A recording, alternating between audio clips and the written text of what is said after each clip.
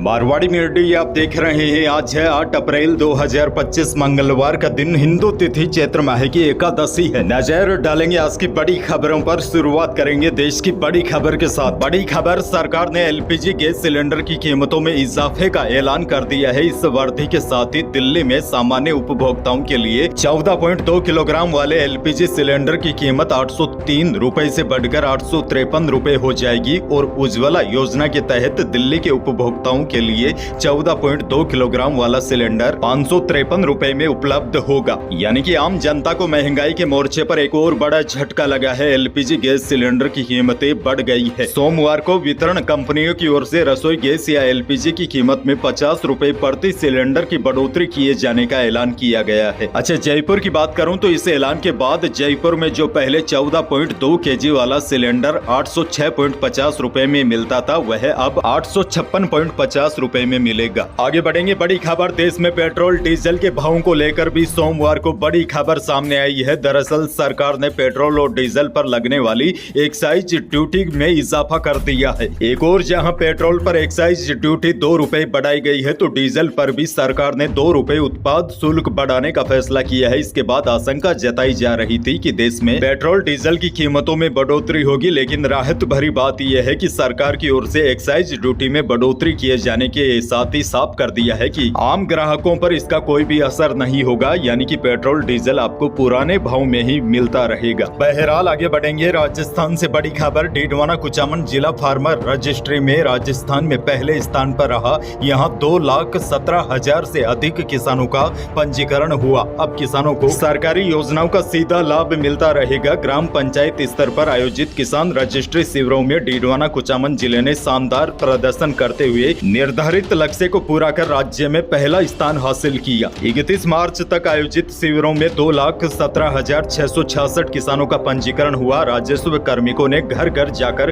किसानों से संपर्क कर उनकी फार्मर आईडी बनाई। आपको बता दूं, फार्मर आईडी से किसानों को कई सारे लाभ मिलेंगे। यह आईडी प्रधानमंत्री और मुख्यमंत्री किसान सम्मान निधि कृषि विभाग की योजनाओं का लाभ लेने के लिए अनिवार्य होगी। इस यूनिक आईडी से सरकारी योजनाओं तक पहुंच आसान होगी। आगे बढ़ेंगे। एक और बहुत उपयोगी और जागरूक करने वाली जानकारी है, खासकर उन लोगों के लिए जिनके अंगूठे के निशान मिट चुके हैं और जिनका बायोमेट्रिक मिलन नहीं हो पाता। खास करके उन लोगों को सबसे ज्यादा परेशानी का सामना करना पड़ता है, जिनको राशन कार्ड से राशन मिलता है लेकिन अंगूठा नहीं आने से काफी देर तक लाइन में लगना पड़ता है। बहुत लोगों के अंगूठे के निशान यानी कि फिंगरप्रिंट मिट जाते हैं। इनकी परेशानियों को देखते हुए सरकार ने अब इसका समाधान निकाल लिया है। अब प्रदेश के सभी जिलों में आइरिस मशीनें राशन डिपो पर लगाई जाएगी, ताकि अंगूठा न चले तो आइरिस स्कैन करके उनको राशन दिया जा सके। जोधपुर से बड़ी खबर, आसाराम को हाईकोर्ट से बड़ी राहत मिली है। कोर्ट ने आसाराम को 30 जून तक अंतरिम जमानत दे दी है। आसाराम के अधिवक्ताओं की ओर से उपचार के लिए अंतरिम जमानत को आगे बढ़ाए जाने की याचिका लगाई थी। हालांकि पीड़िता की ओर से अंतरिम जमानत रद्द करने का आग्रह किया गया था, लेकिन बड़ी जानकारी यह है, राजस्थान हाईकोर्ट ने आसाराम को अंतरिम जमानत दे दी है। इलाज के लिए कोर्ट ने राहत दी है, यानी कि एक बार फिर आसाराम जेल से बाहर आएगा। आगे बढ़ेंगे। बड़ी खबर, सीएम भजनलाल शर्मा आज 8 और कल 9 अप्रैल को पंजाब, हरियाणा और राजस्थान के सीमावर्ती इलाकों का दौरा करेंगे। इन 2 दिवसीय दौरों के दौरान सीएम इंदिरा गांधी नहर प्रणाली, भांकड़ा नहर क्षेत्र और सूरतगढ़ थर्मल पावर स्टेशन जैसे महत्वपूर्ण स्थलों का निरीक्षण करेंगे। साथ ही में किसानों से भी संवाद करेंगे।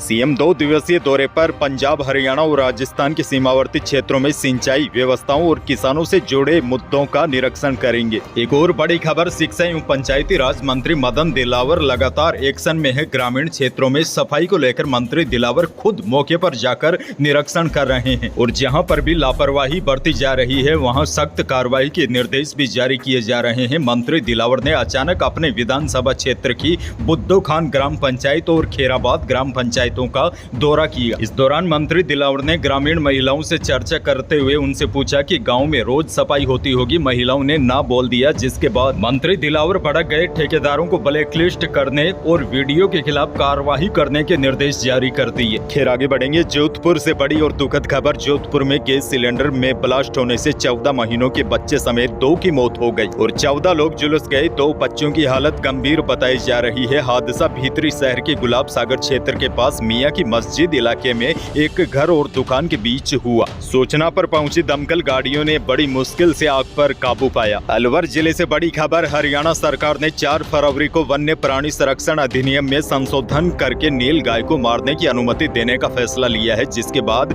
राजस्थान में बड़ा बवाल मच गया है। दरअसल राजस्थान में भी नील गाय हत्या के कथित विवादास्पद कानून के खिलाफ लामबंदी दिखने लगी है। नील गाय हत्या के कथित विवादास्पद कानून को रद्द करने की मांग को लेकर रविवार को अलवर में 40 से अधिक संगठनों के 500 लोग धरने पर बैठ गए। मन्नी का बड़ स्थित अहिंसा सर्किल पर कई दिव्यांग भी इस धरने में शामिल हुए। आगे बढ़ जाते हैं, बड़ी खबर, वायदा बाजार की नरमी के असर से जयपुर सराफा बाजार में शुद्ध सोना यानी कि 24 कैरेट सोना 300 रुपए कम होकर 91,100 रुपए प्रति 10 ग्राम पर आ गया है और जेवराती सोना भी 300 रुपए टूटकर 84,900 रुपए प्रति 10 ग्राम रहा। हालांकि इसके विपरीत चांदी 500 रुपए बढ़कर 91,500 रुपए प्रति किलो रही। अच्छा, बड़ी खबर यह भी देखिए, सोमवार को अनाज मंडियों के भाव में भी उछाल देखा गया। बीकानेर की मंडी में जीरा अधिकतम 24,600 रुपए बिका और इसबगोल बीकानेर की मंडी में अधिकतम 14,300 रुपए बिकी। बीकानेर में गवार का भाव अधिकतम 5,050 रुपए रहा और चने का भाव अधिकतम 6,000 रुपए रहा और मूंग का भाव अधिकतम 7,900 रुपए रहे। और बताया जा रहा है नोखा की मंडी में सबसे अच्छी क्वालिटी की इसबगोल यानी कि पैकेट माल अधिकतम 15,000 रुपए तक भी बिका। और बड़ी जानकारी यह भी आ रही है, कल मेड़ता की मंडी में जीरे में बड़ी तेजी नजर आई। कुछ ढेरियां